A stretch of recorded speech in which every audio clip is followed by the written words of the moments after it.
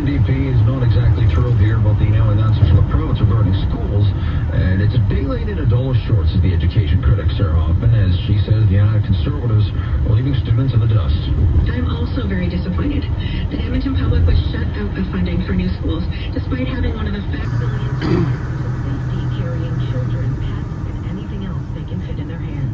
We're here on the northern western outskirts of Kiev at the entrance to a place called Irpin. The bridge here that connects Irpin to central Kiev has been destroyed by Ukrainian forces to prevent Russian forces from moving on into central Kiev. Now, a video conference call has just wrapped up between Ukrainian President Volodymyr Zelensky and U.S. senators, and we're learning that Zelensky repeatedly asked the senators to implement help and made a desperate plea for European countries to provide Russian-made. Phone call completed. Asher Roth, City News. As the war between Russia and Ukraine rages on, Prime Minister Justin Trudeau will travel to Europe next week to meet with allies. Justin Trudeau will have a series of meetings with European leaders, and he'll have separate meetings with the NATO Secretary General and Queen Elizabeth. Our London reporter Dominic McSweeney has more. This Euro trip will take Prime Minister Justin Trudeau to the UK, Latvia, Germany, and Poland, where he says he'll better coordinate with allies on the response to the conflict in Ukraine. To sit down with key leaders in Europe and talk about how we further support Ukraine, how we further push back against Russia, and how we tackle the idea that we need to defend democracies better. Trudeau's also defending NATO's choice not to police a no-fly zone over Ukraine, saying direct military engagement with Russia is something they want to avoid right now. Meanwhile, former Liberal MP and retired Lieutenant General Andrew Leslie, who commanded NATO forces, tells City News the Allied troops in the Baltic states need to be increased to prevent Russian President Vladimir Putin from expanding the conflict beyond Ukraine. Because deterrence and strength is the only thing that he'll respond to. Cormac McSweeney, Parliament Hill. Now, with the Russian invasion of Ukraine in its second week, the UN is announcing 1 million Ukrainians have fled the war torn country. Canada is announcing its plan to set up come here.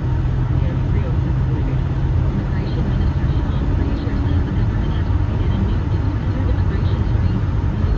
Few cities, Ari Rabinovich tells us prices are expected to jump once again. Before Russia invaded Ukraine, we were already seeing shocking gas. The latest headlines for you in 1 minute. City News Time, 11:13. The BDC's Small Business Loan is all for entrepreneurs. All for giving you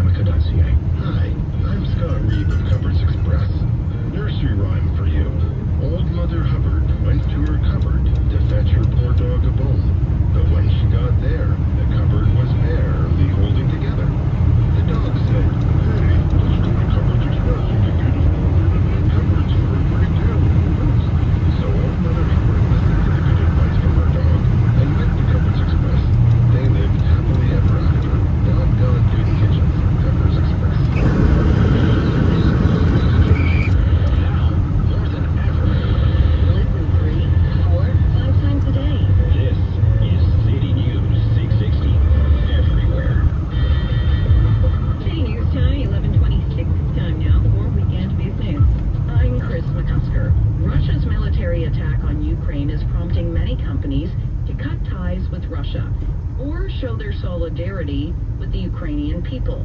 But an author and social change expert says companies need to tread carefully. Paul Klein is the founder and CEO at Impact and the founder of the Impact Foundation for Social Change. I've already seen a lot of sharing of the Ukraine flag and, social media hashtags and just a degree of optics.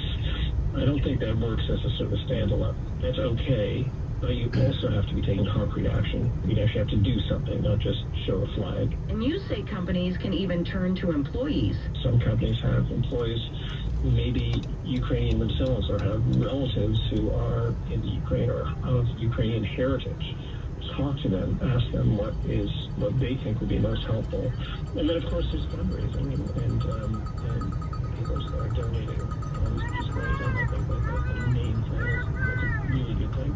But I think we obviously want to make sure we build the right organization. Now, in your book, Change for Good, you talk about the growing issue